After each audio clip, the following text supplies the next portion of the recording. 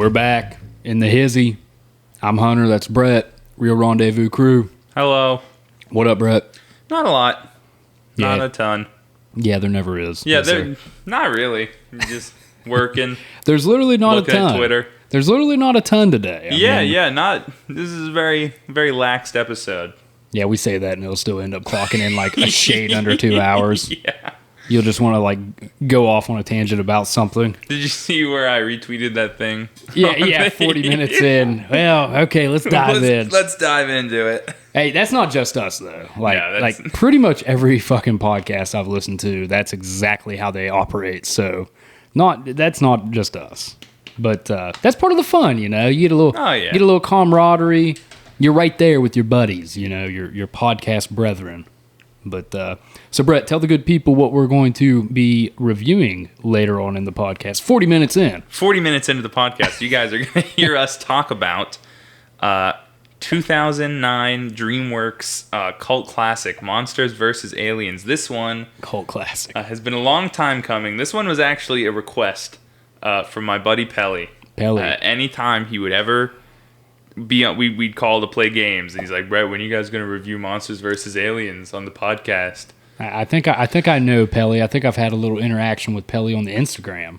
Yes, you have. Yes, yes, because he asks about Monsters vs. Aliens on the Instagram. He's well cultured in his 80s glam metal bands. Yes. So Pelly, this one's for you. We finally did it. We sat down and we watched Monsters vs. Aliens, and we're going to talk about it here in a bit. It was meant to be part of our Halloween string of reviews, and we're still throwing it in there. We can say this is still right there at the the end. Listen, November, like Thanksgiving, you're great. We love you. Early November is still Halloween, and late November is Christmas. We still got the giant skull on the front porch. So this still counts for Halloween, whether you like it or not. Yeah. But so that's a little backstory about why we're doing Monsters vs. Aliens today, but we'll talk about that later, because we got to bullshit. Yeah, we got some stuff to talk about. Not a ton of stuff today, but we got some stuff to talk about. So, Hunter, why don't you kick us off with our first piece of nerd news? Is that what we're going to call the first hour segment of every episode? Throwing a trademark on that right now. The nerd news. Nerdy news. All right. I'll play that soundbite every time. No. Oh, no. What have I done? Yeah, I am excited to give some thoughts on Monsters vs. Aliens. I was coming into watching this movie with my fists up, thinking this was going to suck. But he was throwing hands with Bob. I was pleasantly surprised. It was pretty good. I enjoyed it. And we'll talk more about that at length later on. Anyways, let's jump right into probably the biggest thing that we heard over the past week. I know me and Brett are both pretty big DC guys. We love MCU and DC. DC, without a doubt, has been floundering in the past 5 or 6 making years. A lot of they've been definitely playing little brother to the MCU, but they're under new management now. Yes. Brett, who do we have running the show at DC from here on out? All right, so they have anointed our boy, James Gunn, and also Peter Safran, which I'll admit, on the record, I don't know who that is. I don't know what he does. I mean, he's got to be awesome if he's right there with James Gunn. So yeah, no, I'm sure there's a reason that I think he's a big movie producer. Probably. I'm gonna browse real quick. Tell me a little bit more about Peter Safran. Well, I'm gonna search him up. You go ahead and talk about James Gunn a little bit and tell the people why we love James Gunn. If you're an avid listener to the show, you know how much we adore our boy James Gunn. Guardians of the Galaxy 1 and 2. We actually reviewed one of his movies, Super, which is kind of funny that we love James Gunn so much, and we reviewed what might be his weakest film. But most notably, and the reason probably that he was put in this position, overseeing all of DC's television and film I blanked on the word. I was going to say expeditions, but that's not the word either. You know what? But it fits. That fits more than not saying any words at all. All of DC's film expeditions. I like that. The reason James Gunn has been put in charge of all of DC's television and film expeditions is because he is, of course, responsible for what very well may be the best DC movie, The Suicide Squad. Mm-hmm. And if you haven't seen The Suicide Squad, it's fantastic. It's insane to me how they took DC's worst movie, took that concept and most of the same characters, and then gave us DC's best movie. That's probably the definition of two sides of a coin. And then, of course, he was also responsible for the Peacemaker HBO Max TV show, which I don't know. You saw it, right? You watched Peacemaker. Oh, yeah. Peacemaker, another one that I went into not wanting to watch. Yeah, thinking it wasn't going to be good. And it was great. It was great. It was so good. So James Gunn kind of swooped in there in what was it, 2020? That's when that was happening? Yeah, I believe so. Yeah. He swooped in and he was like, guys, let me show you how to make good stuff. And now, flash forward 2 years later, 2022, almost 2023, and he is now in charge of all of it. He is DC's Kevin Feige now, along with Peter Safran. Let me curtsy in here with Peter Safran. So as I stated earlier, he is a producer. That is literally all he's done is produce things. He's produced a lot of shit with James Gunn. He was the executive producer for all of Peacemaker. Mm-hmm. He was an executive producer on The Suicide Squad. He also produced basically all of James Wan's movies and spin-offs. That was nice. I'm sorry. I thought it was going to be like an internal one. It wouldn't come out on mic, and then it did. So. Hey, quote the DreamWorks animation: "Better out than in." I always say. Yeah, we'll keep it in, but I apologize for it. Peter Safran also produced the Conjuring films extended universe there, which is James Wan. What else did James Wan make? He made Aquaman. And I Peter think he's Safran also produced Aquaman and Shazam. So Peter Safran has been there for quite a few. Most of DC's good projects. Yeah, the better ones. Aquaman and Shazam are also pretty good movies. So I got a lot of faith in this duo. Yeah, no, I think it's really cool. I think it's just good news that they have anyone in charge of this now, because one of the biggest problems with DC is that they had no idea what they were. They saw what Marvel was doing, crafting this universe of movies that are all interconnected, and you kind of need to see them to get the full picture, and they dove a little too headfirst into it without knowing quite how they should handle it. And it didn't work out very well for them. So now they got people in charge to fill that role. And I'm sure they're going to... I think a lot of people are worried. I see a lot of talk on Twitter. And they're like, oh, now everything's going to be all James Gunnified. And it's like, that's not his position. He's not making all of the movies. He's just... pushing them in the right direction for how, what gets greenlit, what should go where. Should this be a movie? Should this be a TV show? Are we doing this project next? Or are we doing this one next? As we've stated before, in stuff that we've reviewed 2 James Gunn movies on here? Just one? Just one. We ended up not liking it that much. But regardless, we do love James Gunn. Yeah. And something that I think is going to be a big proponent in what he pushes down on all the creators that come in going forward for DCU. They have changed it to the DCU. Okay. It is now DC Studios and the DCU. So just sort of plucking. Yeah, that's fine. But I think what he'll push down is just individual creativity. Doing your own thing. I think he's all for what Matt Reeves did with the Batman. Mm-hmm. Not to say that he doesn't want an extended universe or a broad spectrum of everything being linked together, but I do think he will let people make their own film. Whereas with the MCU, they do a little bit, but I feel like the reins are pulled back a lot with different directors on what they actually let them do and don't do. Mm-hmm. So I'm looking forward to that. Yeah, because we know James Gunn is like to be one of the more creative minds working today, directing films and obviously a TV show with Peacemaker. Yeah. And as we know, when DC just lets their directors do what they want to do, they're great. It gives them their best projects. Yep. The Suicide Squad, Peacemaker, Joker, the Batman. Yeah. And to a lesser extent, but still, Aquaman and Shazam, those two. I was just about to say, I think had James a lot Wan. of James Wan had a lot of creative freedom with Aquaman. Yeah. And I don't remember exactly who did Shazam, but if you watch Shazam, there's they have a definite direction that they're trying to go with that. I don't think you can link any of them linearly. How I can totally tell that this is DC's films universe or whatever, because Shazam looks like Aquaman, looks like the Batman, looks like Joker. I think all of those are disjointed in a good way, whereas, like I just said, they're all creative in their own way.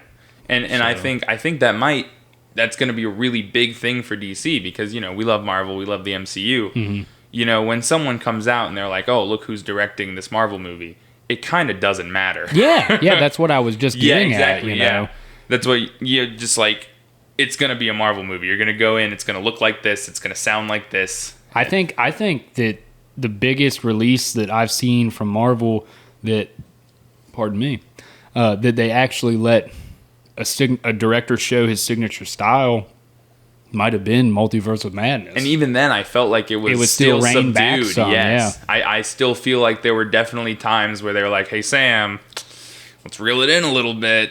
Yeah. So I think this is gonna be it's a step in the right direction for DC after a very long series of mishaps with Batgirl and all the CEO changes at the higher ups at Warner Brothers. They're trying to distract us. They're like, guys, we know we've been making some really bad decisions lately, but that funny guy? You guys like? That guy you guys like. We're gonna. Yeah, he's doing this now. So here's the shiny new toy. Look over here. Kevin Feige said no, so we stole their golden boy. Yeah, that shit's funny too. They asked Kevin Feige if he would like to be DC's Kevin Feige, which is hilarious that Kevin Feige is a verb. It's like a position. You can be a company's Kevin Feige. He's like he has such a unique position that he sort of cultivated because that's not something that's really been done before. So now it's like you're taking the role of Kevin Feige. It's almost like if you can't beat him, join him type thought process. He was like, guys, what if we just asked? Yeah. Hey, it never hurts to ask. No, right? no. The worst you can be told is no. And that's exactly what he said. But like we said earlier, I kind of like that there's still a dichotomy between DC and Marvel. I know that Marvel has been way more successful than DC. Mm-hmm. But with that said, I still like that DC has their own flavor. So, regardless, moving forward, I think we're both excited about it. I'm excited to see what's going to come from this. So, anyways, last week we also brought up that Henry Cavill's back as Superman. Mm-hmm. We were all like pretty fucking pumped up about that shit. Henry Cavill, hey, that's another DC movie that I find underrated. I don't think you care as much about it because, in case anybody knew, Brett hates Zack Snyder. I don't hate Zack Snyder. But, I just don't like most of the stuff he makes. Some of his shit is very, very just like, why did I just watch a 2.5 hour slow motion sequence? But why was Zack Snyder's Justice League 4 hours long? Yeah, I mean, but anyways, Henry Cavill back as Superman. We're all pumped up about it. Yes, I'm excited about it. Brett's excited about it. But saddened by the news that with the revival of Henry Cavill Superman brings the death of Henry Cavill as Geralt of Rivia on The Witcher. I'm pretty fucking upset about this, to be honest. Yeah, well, I haven't seen The Witcher. Right. I haven't watched any of it. But I do know that, and I don't know if you knew this, everyone's touting that him being Superman again is why he's leaving. But I don't know if you saw, some news came out recently. One of the producers for the show that left the show because a lot of the other members of the production team, the writers, the other producers, the executives, actually don't like The Witcher. They actively dislike the books. They actively, are like talking down to and aren't fans of the games or the books. Really? And I don't know if you knew this about Henry Cavill. Henry Cavill loves the books. Yeah, this was a big passion project from him. He was described on set as being a Witcher encyclopedia. Yeah. And there was an interview that he did when when season 2 was coming out, and he said that he's 100% on board for their 9-season plan as long as everyone on the production team remains committed to telling good stories. And then now we get that news that the production team doesn't like the source material, and then right after that, Henry Cavill announces that he's leaving. I don't know if that's a coincidence or not. I think that might have some play in it. So we still have season 3 with Henry Cavill. Yeah, and then season 4 will be Liam Hemsworth. So Liam Hemsworth, not a bad actor, but I just don't think it's going to carry the same weight as what Henry Cavill did. I wonder if they're going to try and in universe explain it, because I think it's weird that they didn't even try to get someone that even remotely looks a little bit like Henry Cavill. Well, I mean, I feel like Liam Hemsworth is kind of like a tall, dark, handsome looking guy, but it doesn't matter. It doesn't matter who you. Okay, if you knew that this project was getting put out to pasture, basically, just give it an honorable death. Yeah, End it after 3 seasons. Right. That write would be a all new right. finale, or get Henry Cavill to come back for maybe one more episode to wrap things up as quick as you can. I hate that, man. I hate a retcon of an actor. Yeah. And, nobody will notice. Or, yeah. That. I know they'll notice, but let's just roll with it. I don't know. It's gonna suck. It makes me mad. Norton showed up in the Avengers and mysteriously looked like Mark Ruffalo, and no one talked about it. That. I mean, that's not excused either. Honestly. Yeah. Even the MCU. Everybody still loves the Avengers, but that's still something that's annoying. I wonder how many people don't even, because Ed Norton's Hulk came out. 2008? It was the second MCU movie ever. When was that? Was that 2008 or 9? It was Iron Man was 8, so I think Hulk might have been 9 or 10. Because Avengers came out in 2012. Yeah. So I think it was 2010. Yeah. Well, they had 4 movies came out before the Avengers, because it was Iron Man, Hulk, Captain America, the first Avenger, and the first Thor movie. Okay. That came out in 2011. The first Thor? I'm almost positive. Okay. Yeah. Yeah. So I just think that's funny to think about. They actually, for She-Hulk, they actually wanted to get Ed Norton to come back, but they scrapped the idea. Well, probably because he said no, because he's an asshole. I've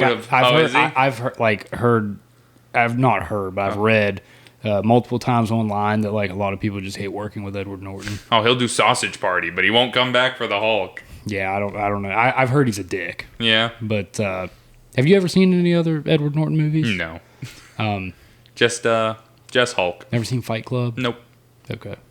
I want to, but it's just it's a cool movie. It's not something I got around to. But let me just go ahead and give you a heads up. Do not go into it expecting a lot of fight scenes. No fight scenes in Fight Club? I mean, there's a couple. Well, yeah, but they're not good. It's not. No, it's a character-driven psychological thriller. Brad Pitt's in that, isn't he? Yes. Yeah. Yes. He plays the cool guy. He looks like Travis Touchdown. Yes, he does. From No More Heroes. Yes, a game I've always wanted to play, never have. Yeah. It's a hack and slash, right? Mm-hmm. Yes. Yeah. We love a good hack and slash. We do love a good Shout hack out and Dante, slash. Devil May Cry. Shout out Dante, Devil May Cry. Did you see on Twitter, I did that first game. Yes, worst game ever, DMC2. Yes. Ironically enough, DMC2 is what got me into Devil May Cry. I know, it's so funny to me that you played that piece of garbage and were like, I want more. I don't know, man. I just, you get influenced in different ways. We're sad about Henry Cavill. That is such a bummer. Yeah. I can't sit here right now and say that I'll be watching season 4 with Liam Hemsworth. I'll try. We'll see how season 3 goes. We'll give him an episode. We'll see how it goes. Anyways, rolling along here, we're doing good with the news. We're getting the news rolled out. Trying to tighten the screws here. Brett went and checked out Black Adam, as he said on the last pod. Because I was very excited for it. Getting amped up for. Brett, give us a little mini review here. I'll give you a little mini review of Black Adam. What's Black Adam like? It was good. I really liked Black Adam. It was a really enjoyable movie. And Dad liked Black Adam a lot too. And Dad doesn't like DC at all. Tough critic. Yeah, Dad, especially on DC stuff. And he did have some stuff to say about it that was more on the negative side, but overall, he said it was a good movie. I liked it a lot more than most people are, but it's exactly what it looks like from the trailers. Mm-hmm. It is a very it could have been a lot shorter. My main complaint I didn't get the idea from the trailers that it looked long. I know. I really did a heel turn with that train of thought there. You got me. I talked myself into a corner and was hoping no one would notice. But no, what I was talking about with the trailer thing is you can tell that it's an action movie. It is a action blockbuster through and through. That is what they wanted. That is what they made. And the action is phenomenal. The action scenes in this movie are insanity sometimes. And just the visuals overall. It has a very unique look to it. It's got this, I think is it called sepia? It's like the brown version of black and white. Yeah. Yeah, you can see in the trailers that it's got sort of that brown wash over it. Yeah. And all the effects are fantastic. It's very refreshing after watching so much Marvel stuff to see effects that like are finished. Yeah, especially talking about some more recent shows. Like Dr. Fate's costume is entirely CGI, and it is very difficult to tell. Yeah. For most, I did not know. I didn't know that. Yeah, I did not know that the whole thing was entirely CGI. So they didn't really put like a brass helmet on. No, Pierce Brosnan did not wear a brass helmet. I guess it's probably not brass. It's like shiny gold. But Dr. Fate was one of the best characters in the movie. That's another. The strongest part of the movie is Black Adam and the JSA. Yeah. That's probably 75% of the movie. Exactly, right? So which is good. Yes.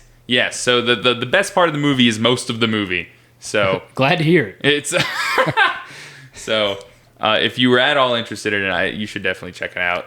If nothing else, just to see The Rock be cool and blow stuff up. I mean, yeah, and all the suits from your resident suit guy. Not a single suit in this movie misses. Black Adam's suit is fantastic. Dr. Fate's suit is probably one of the best live-action superhero costumes ever. A+ on the suits. Hawkman looks great. Atom Smasher looks good, and Cyclone's outfit is cool, but it's kind. I don't really understand it. But I also don't know much about Cyclone from the comics either. Yeah, I can't say she's a name that I'm aware of. Well, this movie don't see this movie to try and find out. I gotcha. Her and Atom Smasher are definitely there. I probably won't be watching this in theaters. It's definitely something that I'm interested in. There was some other like podcasts that I listened to that I know up to the release of this film. They were looking forward to shitting on this film because they thought it was going to suck. And they gave it some scores between the like 7 out of 10 to 8 out of 10, saying, it's a good movie. Yeah, mine, I give it an 8 out of 10. That's my score for it. A bunch of my buddies went to go see it with the intention to laugh at it. Yeah. Because they thought it was going to be this like hilariously bad thing. And it's just not. That's just not the kind of movie it is. That makes me happy, too, because I just like to see a W in DC's column. And both of those friends walked out and had good things to say about it, so... if you're just looking to hate, you might not find what you're looking for. So we got an 8 out of 10 on Black Adam from Brett. That's good news, man. I'm glad about it. We got good, cheery, happy DC news going on. Yeah. DC's on a bit of a roll recently. That's good. They got a winning streak going. Let's keep it up. We're gonna flip over to the MCU.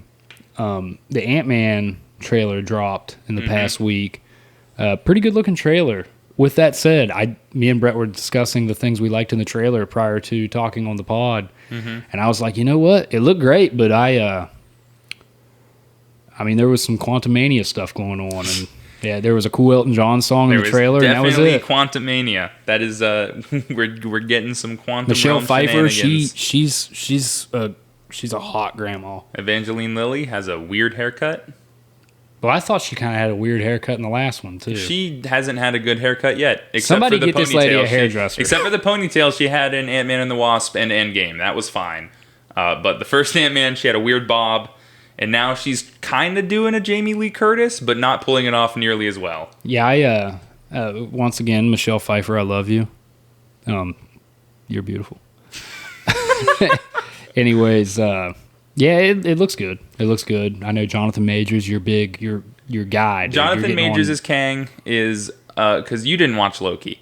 No, I didn't. But Jonathan Majors makes his debut not as the Kang we're going to see, but as a variant of Kang in the season finale of Loki. Spoilers for a show that came out 3 years ago. Yeah, I'm not upset about it. I've seen that on multiple platforms. But he's great. He's fantastic. I'm very excited to see him do this character. That being said, it's kind of all I'm excited for about this movie. I really like the Ant-Man movies. We were just talking before we started recording. I don't hate Ant-Man and the Wasp nearly as much as most people do. And that first Ant-Man movie is one of the best movies Marvel put out in that stretch of movies. Yeah. But I don't know. I like Ant-Man as a character. I love Paul Rudd as Ant-Man. But I don't know if this should have been an Ant-Man movie. I don't know. I don't like imagine. That's like if they introduced Thanos in like. I don't know. Well, I thought Captain America: Civil War shouldn't have like. What'd you do? Just slap Captain America on there to make? Oh, this is the other Captain America movie. Exactly. That's exactly what it feels like. Let me interject here just a second. I think a lot of the allure and a lot of the reason I loved the first Ant-Man movie and the second one, some Ant-Man and the Wasp, was because it is so fun seeing what they can do with Ant-Man's tech with the real world and everything around us. Yeah. I don't really want to go to the quantum realm. Yeah. Definitely. I'm not interested in that really. Also, again, this is just a problem Marvel keeps having, and I feel like a broken record. I feel like I'm beating a dead horse. But something's got to change with their effects team. They either need to give them more time or spend less money and start doing things a little more practically. Yeah. Because it's like every scene has the problem with it is, the problem with their VFX and especially with their green screen shots, because that's their worst problem right now, is the lighting. Because they rarely plan out what the characters are supposed to be doing or where they're supposed to be. So they aren't matching the lighting that's on the actors with the lighting of the scene that they're supposed to be putting behind them. And it's very noticeable that they are not there, right? Yeah. And especially when you're having a movie that's set in this entirely fake place and you can't make it look like your actors are really in this fake place. You know, they have trouble making their actors look like they're in real places, you know? Yeah. So it's definitely, and like, there are some shots of the trailer that are gorgeous, but then when you get those close-ups of Ant-Man and the Wasp standing in this quantum realm spaceship, they have that it's like green screen glow. That's like it's like, why are you guys so much brighter than the background right now? Yeah, not a glow per se, but brightness issue. Yeah, I agree. So it's just kind of weird. And this is just a small nitpick, but while I'm ragging on them, I might as well throw it out there. They just keep making Ant-Man's suit worse. The first Ant-Man suit was really cool. It was nice and unique looking. The helmet was really neat. And then they give him a new one immediately after in Civil War. And I like the Civil War suit. I think the Civil War suit might be my favorite of the three. Well, now four. And then Ant-Man and the Wasp, they dial it back from the Civil War suit, take us back to just like a new iteration on that original suit, which also looks pretty good. But now this new one, man, excuse me, it's just like, I don't even know. Have you seen it? Have you gotten a good look at it? It's got like this weird like arc reactor-esque like divot in the middle of the chest with like just way too many lines coming out of it, and it looks like this big bulky like Power Rangers armor. I really don't know what they're doing with it. I'm sorry to let you down. I just it's not. It's Ant-Man suit, man. I don't know. Like if you showed me all, three of them, I would be able to. Okay, that's the one I like. Oh, okay. But right now, I can't. Yeah. I mean, I can do that with certain character suits, but not Ant-Man's. I definitely admit that I care a lot more about character design than most people do. That's okay though, because I think that like that's something that it's my weird niche. It's my thing. I think that's something that is instilled in us. Obviously you more than me, but just like I can remember being young, playing video games, and if you had the option to like customize your character's look, that's the best thing. Oh man. Yeah, like love that shit. But yeah, Ant-Man and the Wasp, Quantumania. Is that what? Yes, Ant-Man and the Wasp, Quantumania. Excited for Kang. Maybe they should have just called it Ant-Man Quantumania. Yeah. I mean, goddamn, but I guess it is technically a sequel to Ant-Man and the Wasp, so they got to throw her in there too. There's a lot to say there. And now we got Cassie Lang. They should have just called it Wasp and Quantumania, featuring Ant-Man. Yeah, Cassie Lang. Yeah. She grew up quick. Yeah, who they recast immediately. I know. She actually got younger. What the hell? Like. Yeah, and then they didn't tell the actress from Endgame that she wasn't coming back. That's kind of fucked up. Yeah, right? So. Wow. So I'm sure it'll be fine. We come away from that little discussion with an L for MCU. Yeah, far more excited for Black Panther next week than I am. Black Panther looks tight. I told Brett, because he wanted to talk about Black Panther a little bit, and I was kind of like, we don't really need to. Yeah, well, I don't have a ton to say. I was just saying I think it looks really good. It looks like a movie. Well, that's what I was going to say is that movie looks great, man. all the shots in the trailer. I think that I know I said this in another podcast, but I just think what they're doing with Namor is fucking sick. Oh, it's super cool. Yeah, I'm pretty pumped up for that. Yeah. So, anyways, the only other couple things I had, I mean, I had some complaints I was going to breeze through. I don't have to get to those. I mean, I'm not going to do that. You can talk a little bit about it. Okay, I will. I'll talk about it. So, we talk about like some remakes and sequels and stuff a lot on here, and something that I just really want to get off my chest, and the specific things that are making me mad about sequels and remakes are movies that really didn't have a whole lot of right to be good. They were okay when they came out, and with time, they get that nostalgia factor, makes them, even more redeemable. Being the Santa Claus with Tim Allen. I don't know how it was when it came out. I was probably 3 fucking years old, but I do enjoy that movie, especially with the nostalgia factor, amplified by the fact that it is a holiday movie. Who wouldn't like to come in, on a Friday night, mid-December, and watch the Santa Claus with your family? So anyways, Disney Plus is going to have a mini-series called Santa Clauses.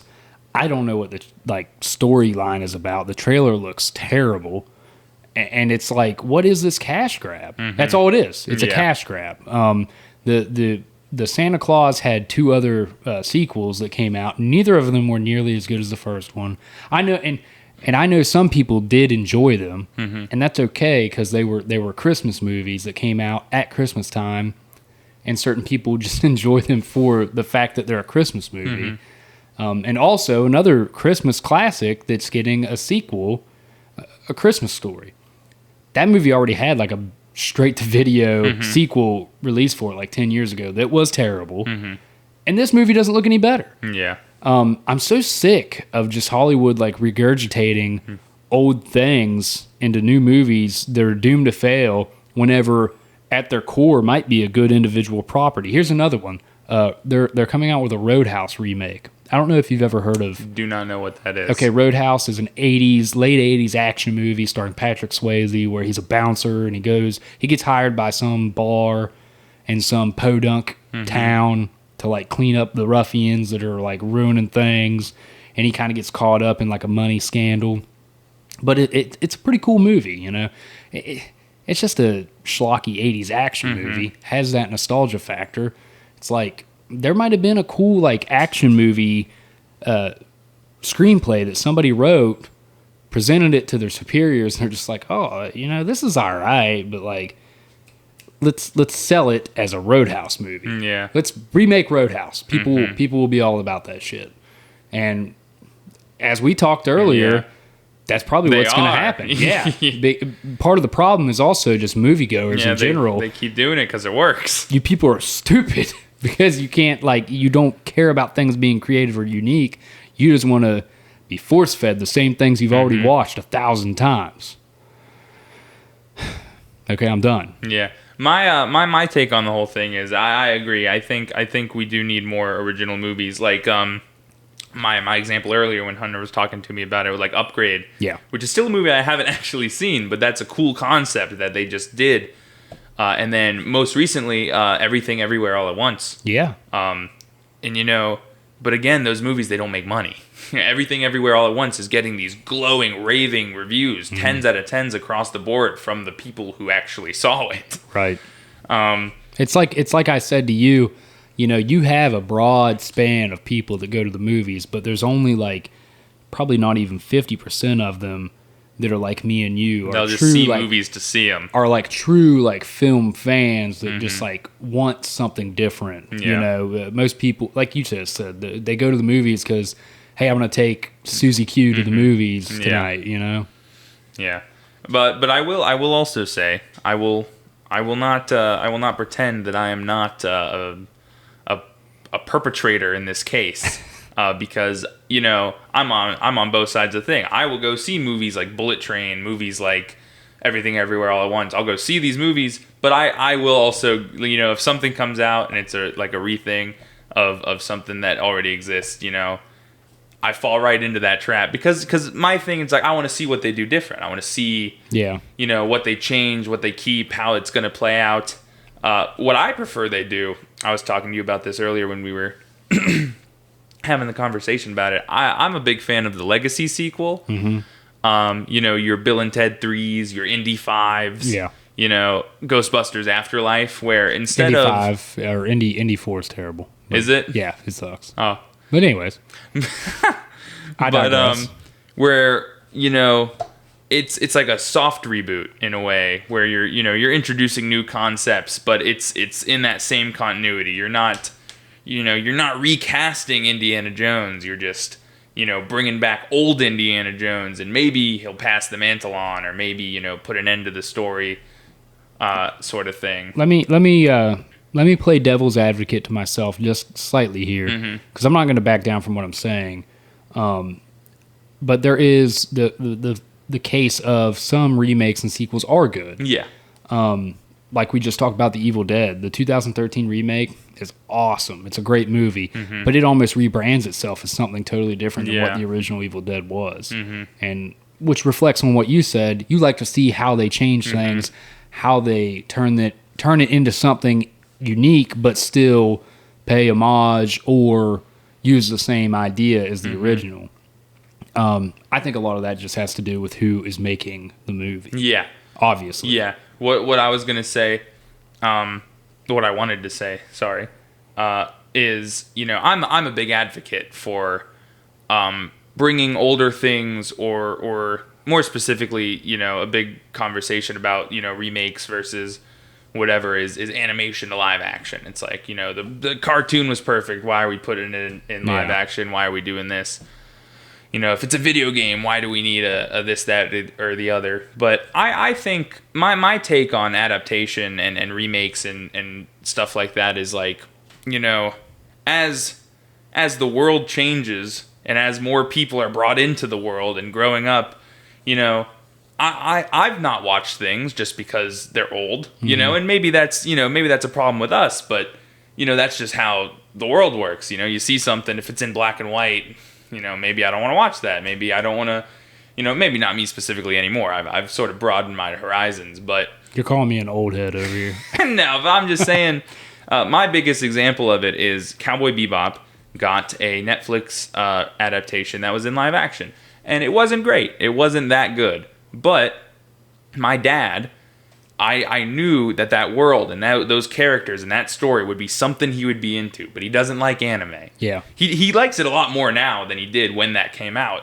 And I think because he watched that and then he watched the animated one, it sort of got him into anime, because then I had him watch all of Cyberpunk. But that live action show came out, and I was like, Dad, that Cowboy Bebop I keep telling you to watch, and you don't want to watch it because it's a cartoon, because it's it's not a style that you're into. They're doing a live action one. Go and watch that. And he loved it. He really enjoyed that show and was disappointed when it got canceled for its second season. So that's sort of, it's like you take this thing and you put it in this new perspective, and, maybe it's not always good, but there's someone that's another person that can enjoy that thing now. That's a new fan for that franchise.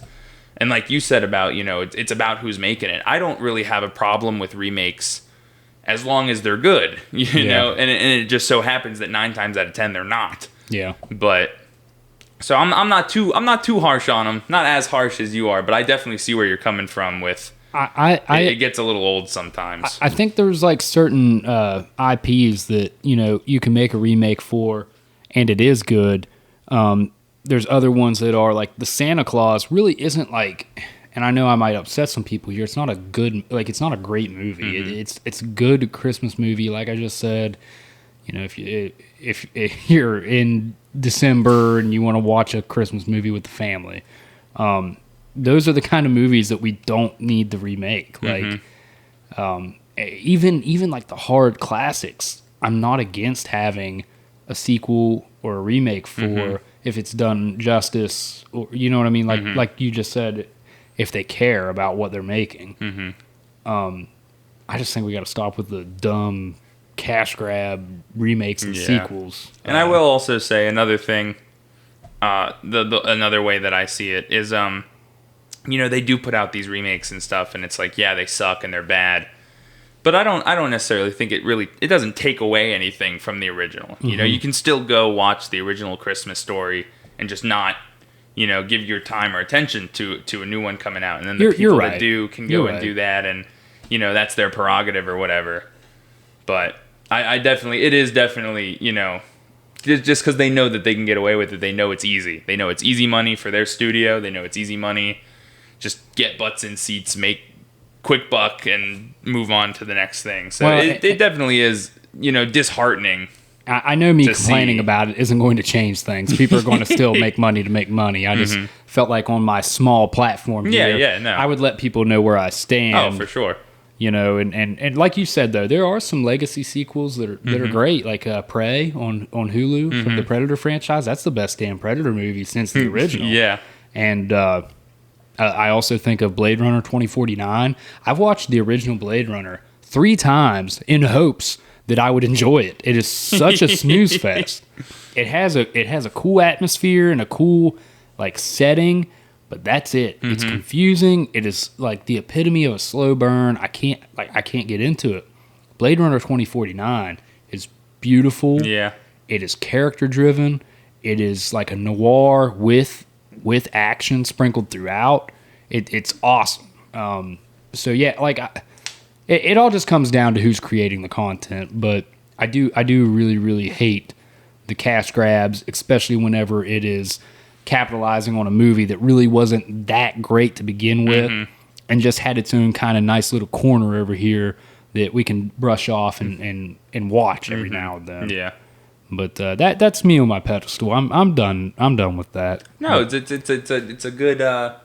a good discussion to have. It's a prevalent thing in the film industry. We didn't have as much nerdy news today, so we figured we'd have a nice little discussion and maybe poke some people's interest here.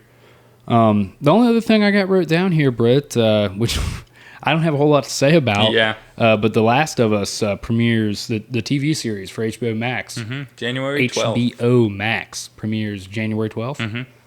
It looks awesome. Oh, it looks fantastic. Yeah, I've never played The Last of Us games. I know I'm a piece of shit, but it looks awesome. Yeah. I will be watching it regardless of the fact I've never played the games at all. Well, I played through both of them. Some of the best games out there, especially the first one. Right. Shout out Naughty Dog. Shout out Naughty Dog. That first Last of Us was really something special because it really, you had more cinematic, more story-esque games before The Last of Us, but The Last of Us really put them on the map. Yeah. Because it was just something so special and so different than everything else, most of what else was coming out at the time. Yeah, it's hilarious because it came out in peak Call of Duty timing. You know what I mean? Yeah. That was at the end of I think Modern Warfare 3 came out the year prior to that. And then that was whenever Modern Warfare Ghost came out in I think that game released in 2013 or 2014. Last of Us? Yeah. 13. Okay. So and it's funny, you can kind of look, that's whenever Call of Duty had its worst span of games, so to speak, critically anyways. But the Last of Us TV series looks great. That trailer has I don't know what the song is, but the song going with the what's happening in the trailer just goes hand in hand. Yeah. It's got this really grimy vibe to it, to the whole thing. It looks awesome. Yeah. And Pedro Pascal as Joel is just inspired casting. Yeah. We love Pedro Pascal. He's fantastic. We already know that he can nail the gruff, I'm not your dad, but I'm totally your dad. Yeah. So it really was just a perfect fit for him. I don't know much about the girl who's playing Ellie. I don't even actually really know her name right now, but I'm sure she'll be fine. She looks fine in the trailer. It's Ellie. It'll be good. So, yeah, really looking forward to that. Give me a reason to give HBO Max money again after they squandered their service. Yeah, what the hell? Come on, HBO Max. But Pedro Pascal, we were saying earlier, him and just a few other actors in the past year just been killing it. Yeah, I mean, not just the other actor I brought up was Bill Skarsgård. Just this guy doesn't play in anything bad. Yeah. Pedro Pascal, same thing. The worst thing I think Pedro Pascal's been in, critically speaking, is probably Wonder Woman 84. And I haven't seen it. I liked it. You haven't seen? Yeah? No, I have not seen Wonder Woman 2. No way. Yeah. Wow, dude, what the hell? Where you been, bro? Well, I don't know. I didn't see it in theaters. I don't know. I just wasn't really. I don't know. I wasn't that interested in it. I didn't think Pedro Pascal. I'm sure he did a good performance, but he didn't seem like an interesting the best part of the movie. Character. His character is super interesting. And I knew Cheetah was in it, but she sucks. Yeah, but Pedro Pascal, man. And then the reviews came out, and they said it wasn't that good. Dude, so I just didn't get around to it. The end of the movie, you just like want to embrace Pedro Pascal and give him like the biggest hug. Yeah, yeah. That was a bad guy. Yeah, but you feel for him. Yes. Oh, okay. What have we talked about? We love a sympathetic villain. But yeah, Pedro Pascal, Last of Us, let's go. It's going to be awesome. Brett, it's time. It's time. At almost exactly 40 minutes into the show. A little over. 45 minutes. 45 minutes into the show. Top of the hour, folks. We did good. Let's dive right into it. Let's dive in, yes. We're going to talk about Monsters vs. Aliens now, the movie that we came here to review. Okay, so 2000... Strap yourselves in. I'm well strapped. 2009's Monsters vs. Aliens. This movie was directed, as Brett stated, it's DreamWorks Studios. Famous for Shrek, Kung Fu Panda, Megamind, Madagascar. A lot of hits here. It's directed by Rob Letterman and Conrad Vernon, which we don't have to go on a tangent here, but I just wanted to bring up. I feel like there's a lot of animated movies that are co-directed. Oh yeah, yeah. I'll give some examples later, but this movie has a loaded voice acting cast. Yeah, dude, the cast in this thing is insanity. Here's just to name a few right off the top: Reese Witherspoon, Seth Rogen, Hugh Lowry, Will Arnett, and Kiefer Sutherland. Little link to the Lost Boys review last week. Our dad, David. My dad, Brett's a David hater. Yeah, we won't go down there again. Colonel. Yeah, David hater. So this movie had a massive budget of $175 million, which me and Brett talked about earlier. Apparently, animated movies just. But you got to think about it, this was in 2007, 2009. Yeah, that's a lot of money. That's even extra loaded for the time. That's so much money. But it made a ton of money back. Oh, yeah. U.S. gross was $198 million. Worldwide gross was $381.5 million. So this movie made a killing. A lot of money, a lot of revenue. This movie is also scored by Henry Jackman, Hugh's brother. Is it really? No. I doubt it, but... also, Hunter spends every day of his life getting me back for that was filmed on location. 750,000 feet in the air. Yeah, no doubt. Also, executive produced musically by Hans Zimmer, we found out upon the credits rolling at the end of the movie. I like Hans Zimmer. My favorite Hans Zimmer thing is just Wonder Woman, her theme. It's great. Yeah, it's badass. I was going to do it, but I was like, it'll sound like shit. I'm glad you bit the bullet. So, yeah, this movie, this was Brett's pick. I was very reluctant. Not reluctant, because I'm going to watch whatever Brett picks. But I was kind of coming into it, as I said earlier, with my guard up, thinking this was going to suck. He had some predetermined biases. Yeah, I did. About Monsters vs. Aliens. I did. I thought it looked like it was going to suck. This movie was hilarious. Yeah. Just some thoughts right off the top. This movie was hilarious, and I think that's a reflection on DreamWorks Studios, because you brought to my attention all the other, their catalog. Shrek is one of the funniest, it's one of the best animated movies ever, man. Yeah. I would be hard-pressed to not include it in like a top 10 animated movies. Yeah. This movie also, as stated, loaded voice acting cast. Everybody does a great job, and it doesn't really have a whole lot going for it as far as what the plot is. Just to give you guys an idea, a quick little read up here before we jump into everything else. A woman transformed into a giant after she is struck by a meteorite on her wedding day, becomes part of a team of monsters sent in by the U.S. government to defeat an alien mastermind trying to take over the Earth. So that's the plot read there. Here, I'll give you guys a little bit of a plot read. Go. I was just about to pass it to you. Go ahead and dispel anything else here with the plot, and then we'll give our thoughts on it. Yeah. Well, here's my plot read for you guys. Monsters versus aliens.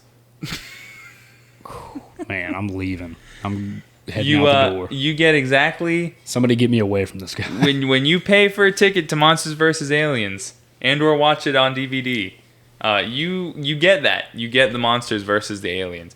But no. In all seriousness, it's a very simple story, but that's all it needs to be. Well, we don't need a ton of hoopla going on.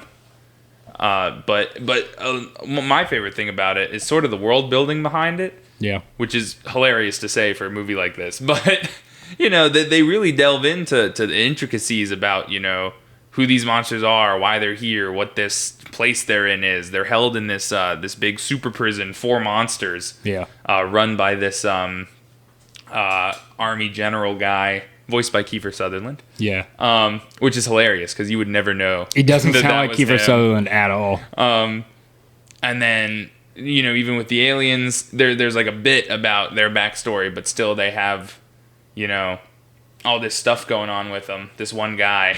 You delved into the plot very well because all I was going to say was there's not much to it. Yeah.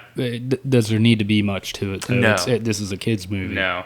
You go into the theater to a movie called Monsters vs. Aliens, you know what you're going to watch.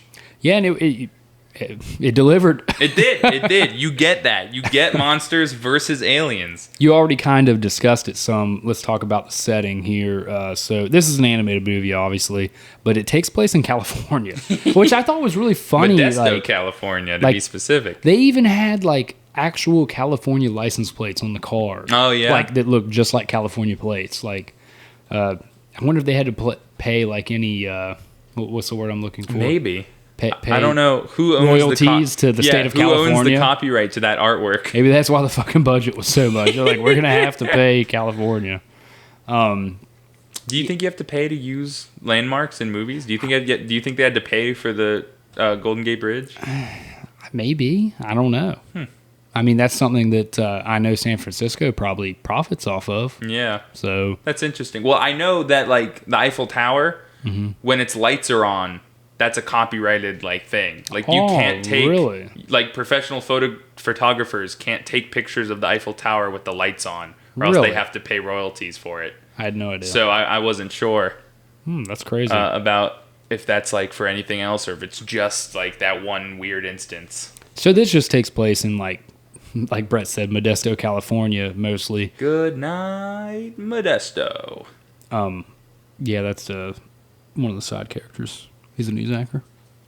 Anyways, not anything interesting about the setting here, but it also takes place in a underground holding prison / facility / whatever you want to call it, where the monsters are kept, like Area 51-esque.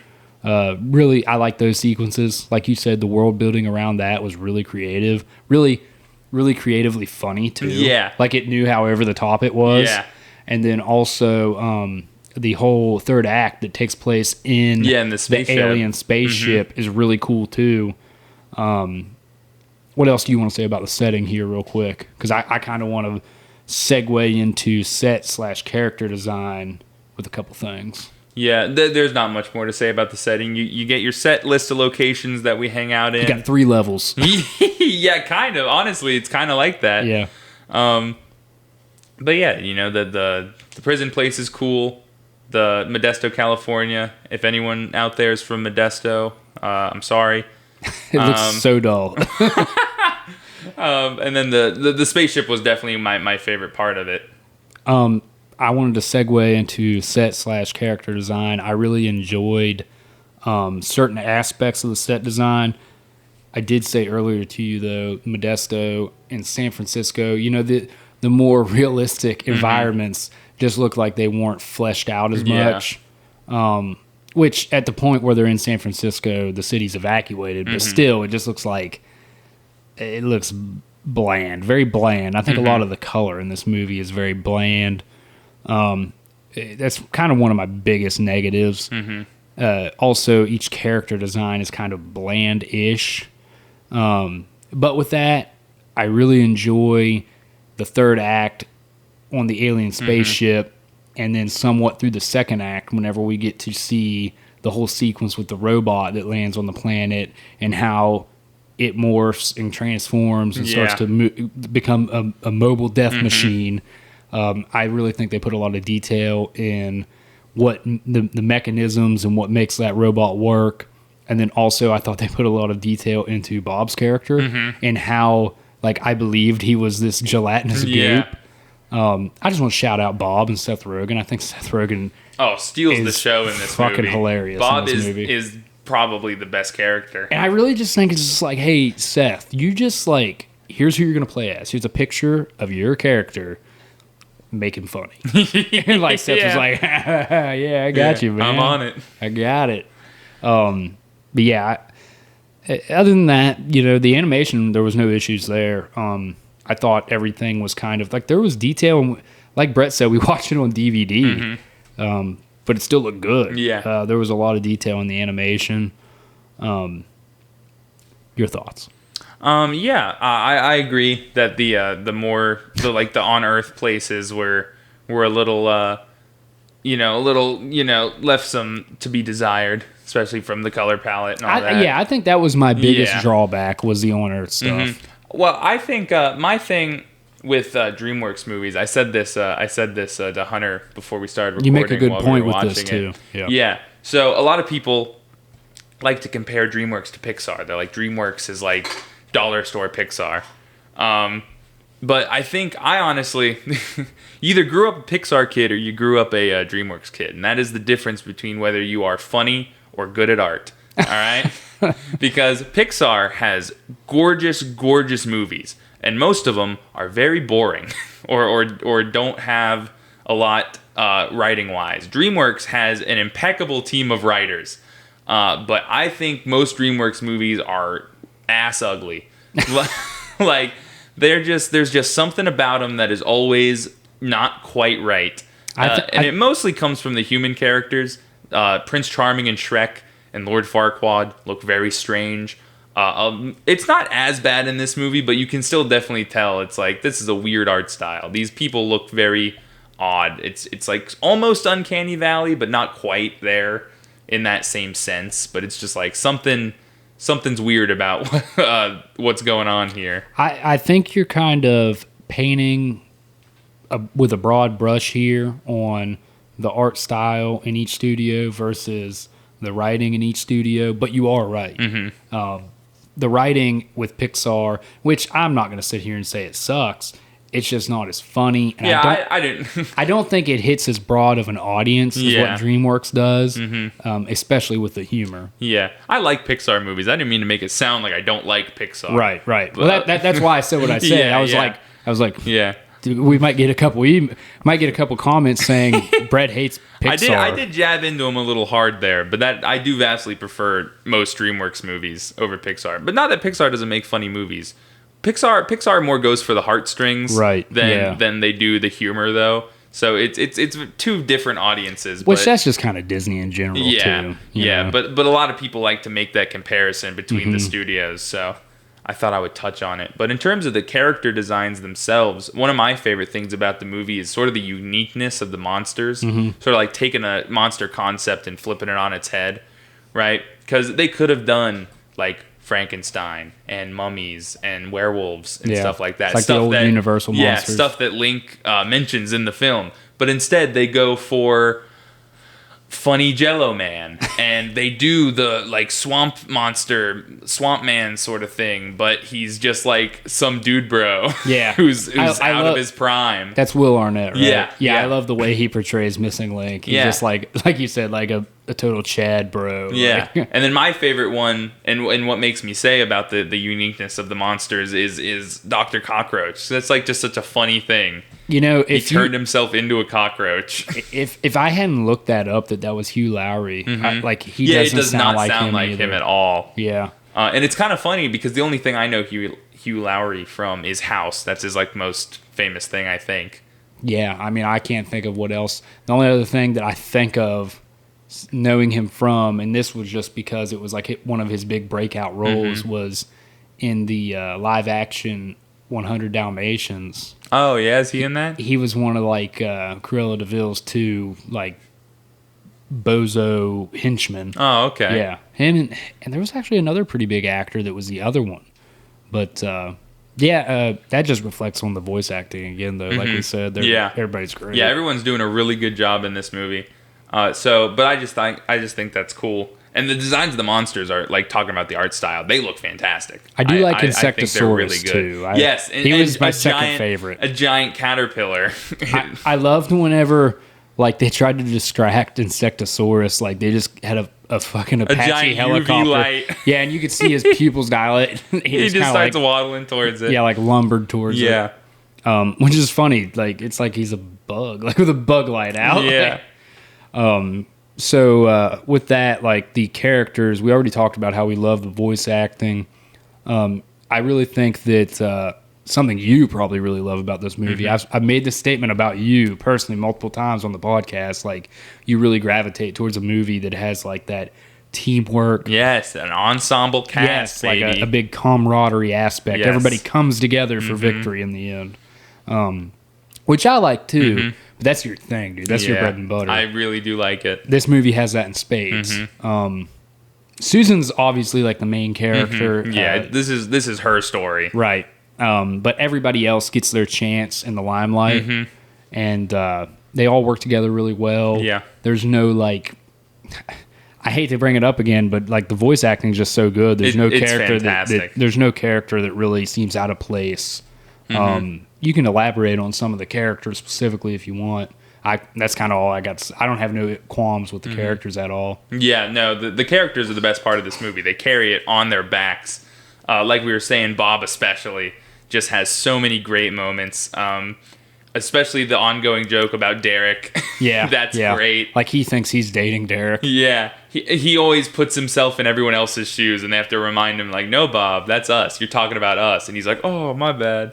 And I laughed really hard at this one moment where Susan, also known as Ginormica, that's her monster name, she kicks a platform that Bob is sitting on, and it launches him up into the air. Yeah, and he just does the Seth Rogen laugh all the way into space, and it's just fantastic. Like I don't think I dog on Seth Rogen on the show every once in a while because I'm not a huge fan of Seth Rogen like a lot of other people are.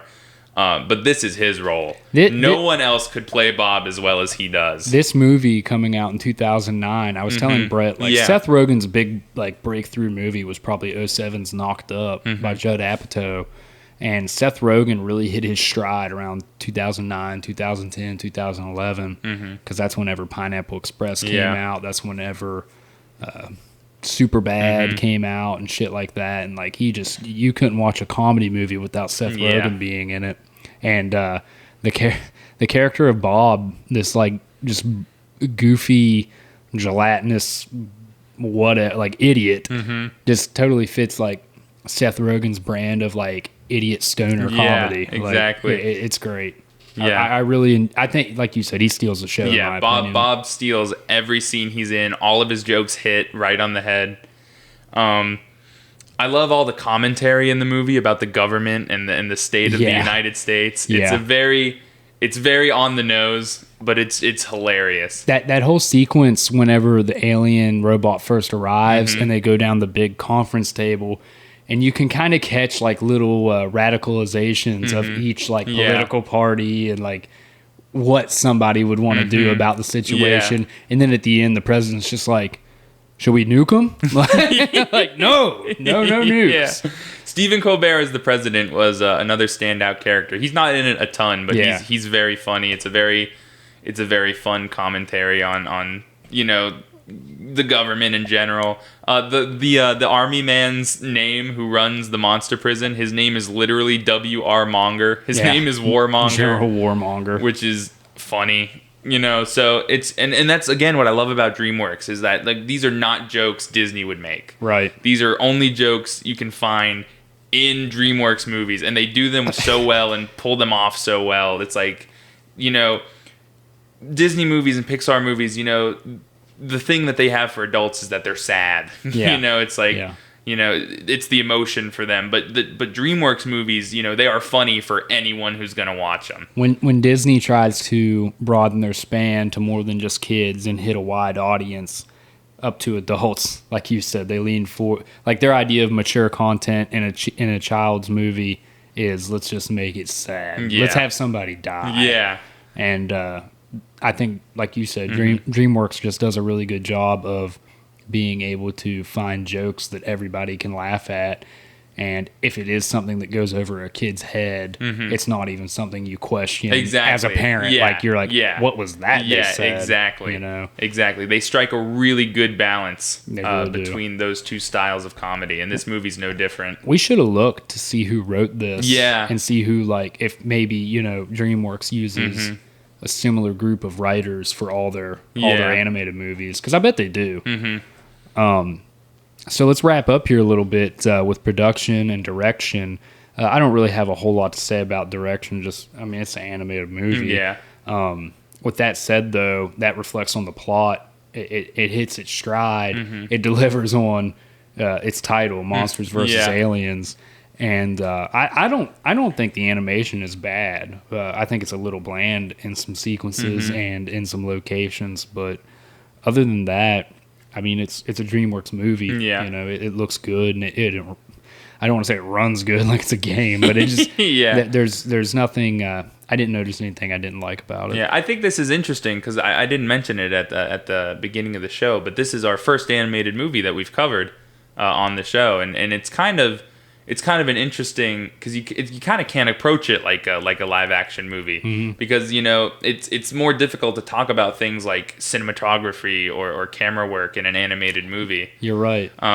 Because animated movies just most of them don't really go for that sort of thing. But to touch on that and sort of almost contradict myself, there's one shot in this movie that I looked at and I was like, oh, that's kind of neat. And this is something that, other animated movies have done before, and I love it when they do it. There's a shot after Insectosaurus gets shot and falls over, and Link is running up to him to make sure his friend is okay.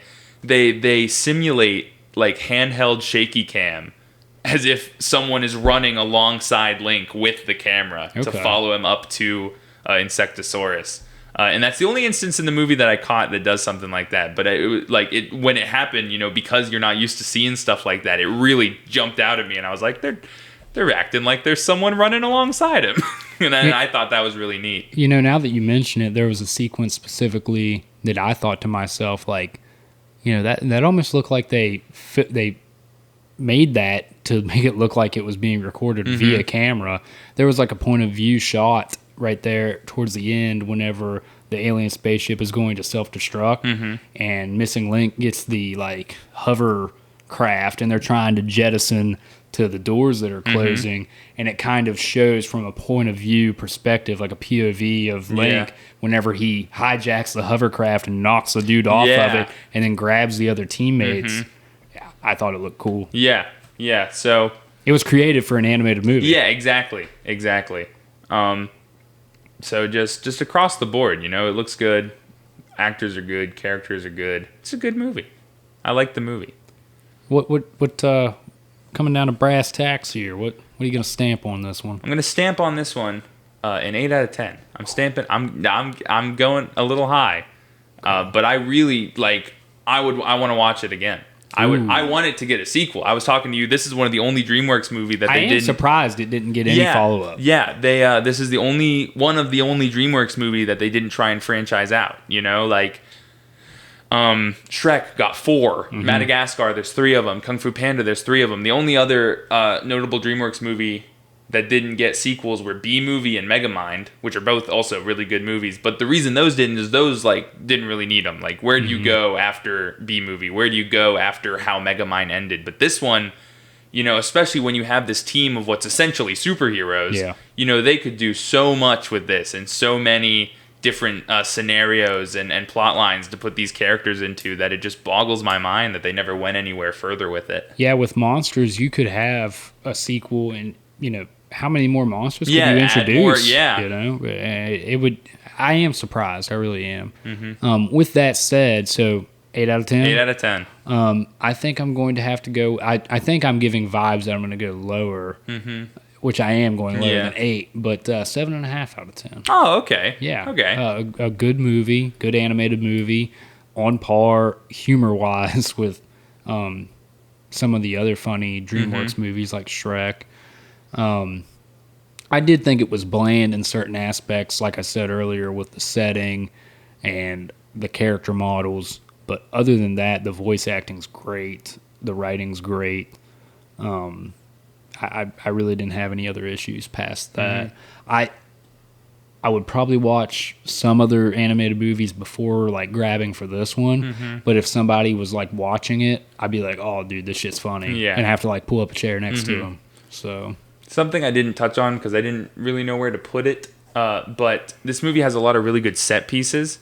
Like a lot of really good like sequences of just like cool things happening.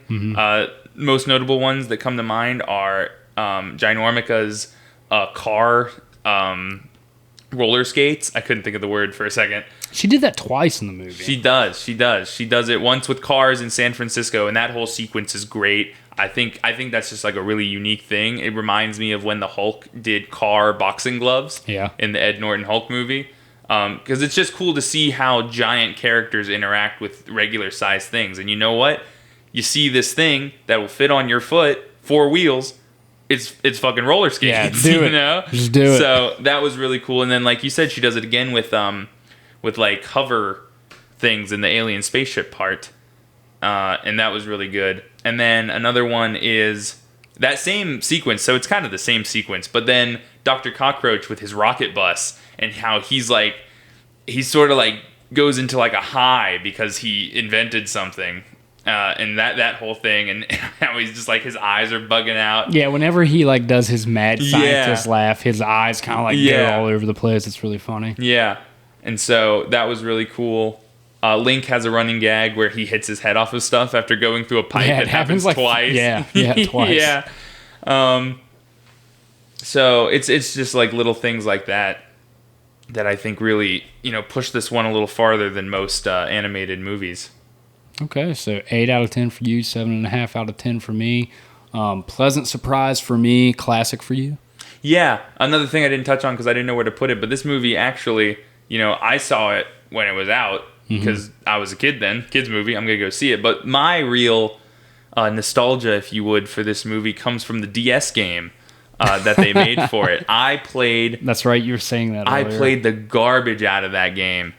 You got to play as every member of the team. Every level had different, you would play as a different member of the team, and they all had different, different like abilities and stuff. So like Bob, you could go through sewer grates, and then Link was the strong one, so he could actually like attack enemies and punch stuff. And then for Ginormica, it was... you were just big. Hers was just like regular platforming stuff. And then Dr. Cockroach could like climb up walls and like do like computer stuff. And then of course you had all your touchscreen gimmicks and stuff like that. And I remember so vividly playing that game constantly. It might not even be good, but I haven't played it in ages. I actually was going to look up gameplay later just to see, so I could be like, I remember that. Yeah. But so that's where my love of the movie comes from, is that DS game was really good. I was a kid. Something else I didn't mention, now that you say it, thinking of things that I didn't know where to plug it in there at, was I did really enjoy the soundtrack in this. I thought it kind of gave this, almost nod to like 50s and 60s, like old monster movies with the way the soundtrack was geared. And it had like that ending credit sequence. You said that it played that a lot in the video game. Yeah. And I really like that tune, too. There's a lot of, like, Theremin. Yeah. Theremin. Yeah, you were talking about that. Yeah, so I dug the soundtrack, too. Whereas Brett is the suit guy, I'm the soundtrack guy. I like a good soundtrack. Yeah. So 7.5 out of 10 for me, and an 8 out of 10 for Brett. 8 out of 10 for Brett. Shout out Pele. Shout out Pele. Pele. No weird. Pele. No weird pronunciations on that one. Just Pele. Are you from Portugal, Pele? No, it's not his actual name. It was just fun to say. Oh well, yeah. But anyways, cool. So first request knocked out of the park. Yeah. First animated movie. A lot of firsts for the pod. Hell yeah, doing good. I was telling Brett earlier, I have no clue what I want to review next. Mm-hmm. It's my pick next review, so got a surprise coming your guys' way. Yeah. It'll be a surprise for me, too. We I have don't no get to tell you clue. guys this time. We'll figure it out on the way. So, with that, Brett, you want to wrap us up? I will wrap us up. I'll throw the socials out there and say a few words. But also, one last thing about the movie. Because you mentioned that I'm the suit guy, and I forgot to say this about the when we were talking about the character design. I think I know what you're going to talk about. Ginormica's alien suit that he gives her is so cool. That suit goes so hard, and I'm glad that that little alien guy. We didn't touch much on the villain. He's there. You don't need to know a lot about him. Might be the weakest voice acting in the movie. He's Rainn Wilson, who again he was in Super. He's the guy from The Office. He plays the big alien bad guy. There's not much to say about him. They beat him in the end. He wants to take over the world. Classic alien shit. But he gives her a suit when he kidnaps her, and it's just really cool looking. Yeah, it's funny you bring that up, too, because whenever she was in San Francisco, like, running around doing, whatever against the robot, I even made a point to say, like, they really just threw her out there in some slacks. Like, yeah, well, it was her prison jumpsuit. Yeah, they didn't even give her, like, any armor or anything. Yeah. But, the suit she gets from the alien. Her alien tight. Suit is really cool. I told Brett, because the character's name's Susan, I was like, maybe she's Susan Storm. Yeah. Not, obviously, but. Yeah. All right, but that was the last thing about the movie. If you want to find us places to like our tweets or Instagram posts or comment on things and tell us stuff online, you can find us on Instagram and Twitter at Real Rendezvous, all one word.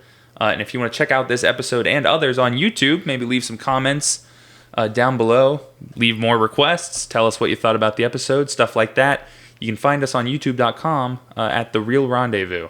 We're the only one, so just type in Real Rendezvous to the search bar. And I think the first thing that comes up is actually the playlist of the episodes, which is weird. But but you'll find us one way or the other if you're looking. So follow us on those. Shoot us some tweets. Comment on Instagram. Comment on our YouTube, and if you are listening to this on YouTube, maybe like and subscribe. We are at 83 subscribers at the time of recording this. We're shooting for 100. Yeah, get us up to 100. So I can't remember what the bet was, but Brett's got me doing some dumb shit, and Brett's going to do some dumb shit too. Yeah, it's going to be real fun. We'll see if we hold to it. I don't think either of us will hold either of us accountable. But it's fun to talk about. We'll give you a big thanks if you get us there. Yeah, no doubt. So really appreciate you guys listening. And I hope you enjoyed today's episode. We'll catch you next time. At The Real Rendezvous. At The Real Rendezvous.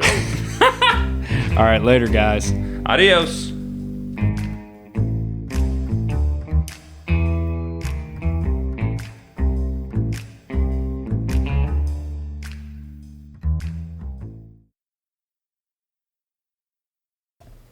Nerdy news.